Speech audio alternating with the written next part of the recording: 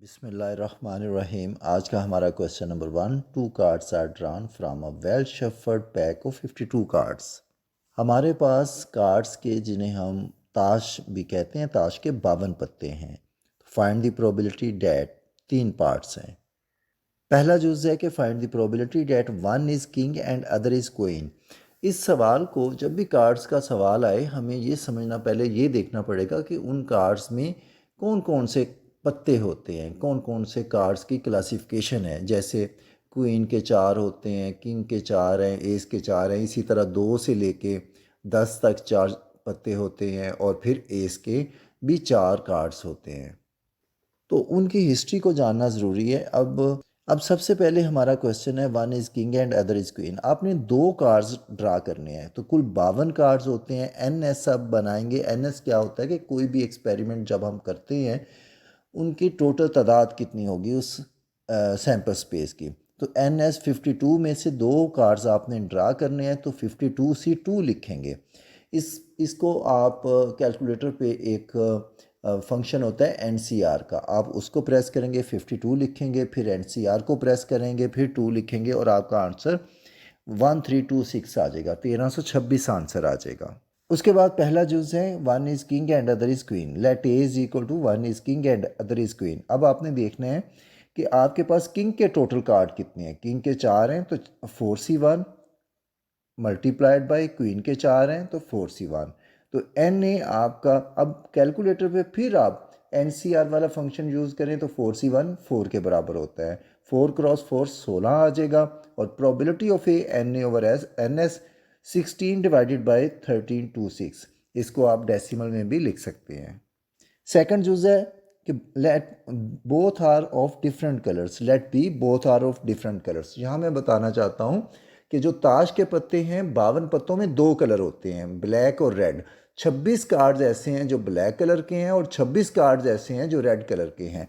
तो अब दोनों जो हैं वो डिफरेंट कलर के हों, जो हमने दो ड्रा किए हैं।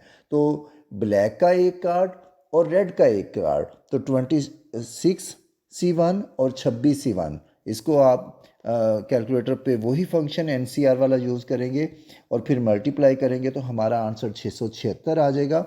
और probability of B N B over N S 0.51 answer आ जाएगा। नेक्स्ट पार्ट है third part, both are of same colour.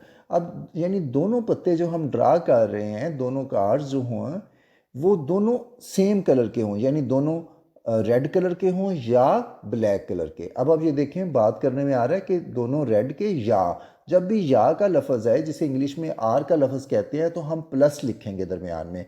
और जब एंड का लफ्ज़ आए तो मल्टीप्लिकेशन लगाएंगे। जैसे कि सेकंड पार्ट में हमने कहा था कि एक पत्ता जो है वो ब्लैक कलर का और एक रेड कलर का, और को इंग्लिश में एंड कहते हैं। तो एंड का मफहूम होगा तो मल्टीप्लाई करेंगे, और आर यानी कि या का मफहूम हो तो प्लस करेंगे।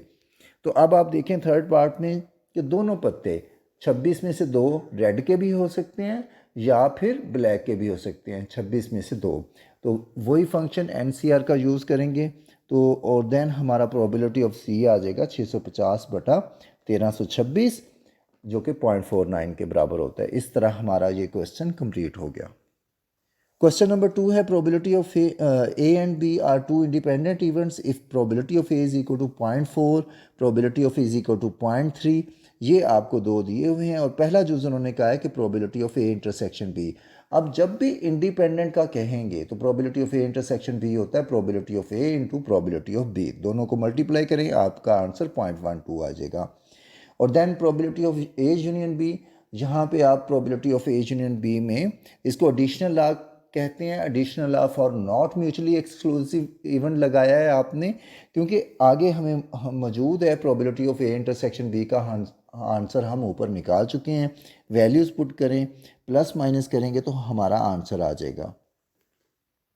क्वेश्चन नंबर 3 जो है, from a well shuffled pack of 52 cards. फिर ये वही जो पहले क्वेश्चन में हमने कार्ड्स वाला किया था, ये भी कार्ड्स वाला क्वेश्चन।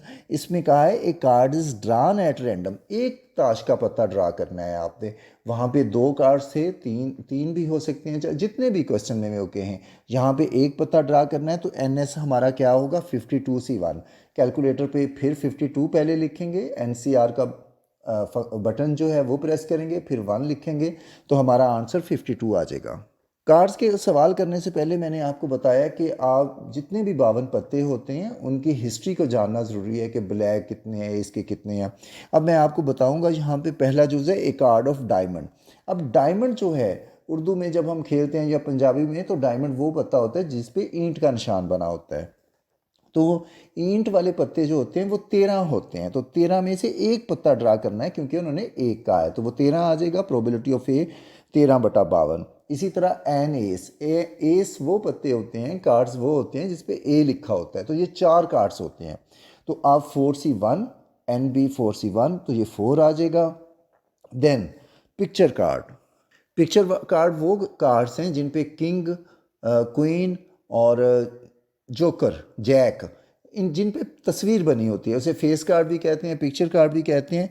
तो ये 4 किंग के होते हैं, 4 क्वीन के और 4 जैक के, तो ये टोटल 12 पत्ते होते हैं। तो NC 12C1 कैलकुलेटर पे करेंगे 12 आ जाएगा और then probability of C NC/NS। इसी तरह हमारा ए ब्लैक कार्ड। ब्लैक कार्ड 26 होते हैं, रेड भी 26 होते हैं, लेकिन यहाँ पे ब्लैक कार्ड की बात हुई है तो 26 में से एक कार्ड निकालेंगे तो वो 26 आएगा। ये NCR फंक्शन को यूज़ करते हुए हमें आंसर आ जाएगा। Then probability of D = 1/2। Then हमारा क्वेश्चन नंबर 4 है, ये बॉल से रिलेटेड है कि एक बैग है जिसमें कुछ गेंदे हैं। 3 balls are drawn from a bag containing, total उसमें 4 रेड है एंड 6 ग्रीन बॉल्स हैं। What is the probability? तो हमारे पास उस बैग में 4 रेड और ग्रीन 6 हैं। सोल्यूशन की तरफ देखें, टोटल 10 हैं और हमने 3 ड्रा करनी है तो NS 10C3 ये आपका आंसर आ जाएगा 120 NCR के फंक्शन को कैलकुलेटर पे यूज़ करते हुए। अब पहला यूज़ है कि उन्होंने कहा है कि 2 red and 1 green, 1 is green ball.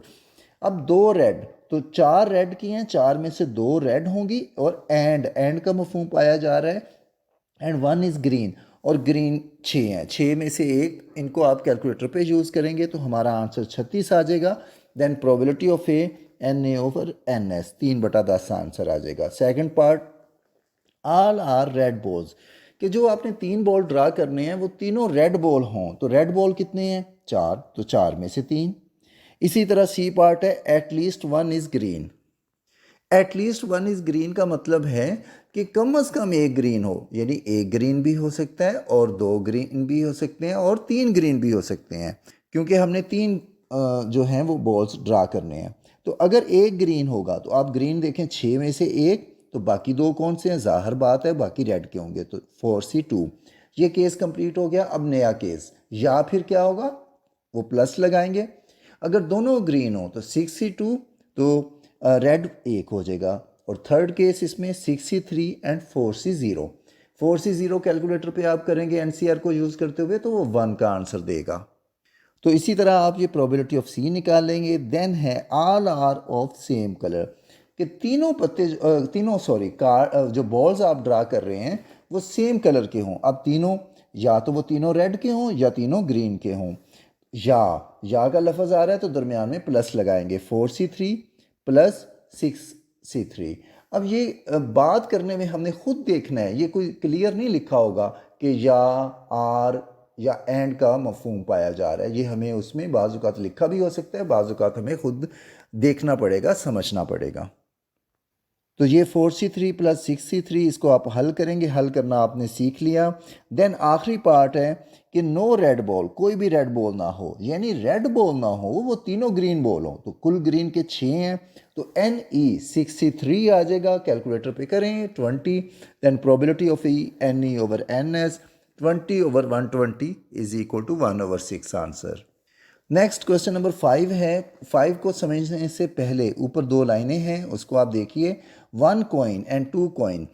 अगर हम एक कॉइन, एक सिक्का टॉस करें जिसकी एक साइड को हम हेड कहते हैं और एक साइड को टेल कहते हैं, H और T।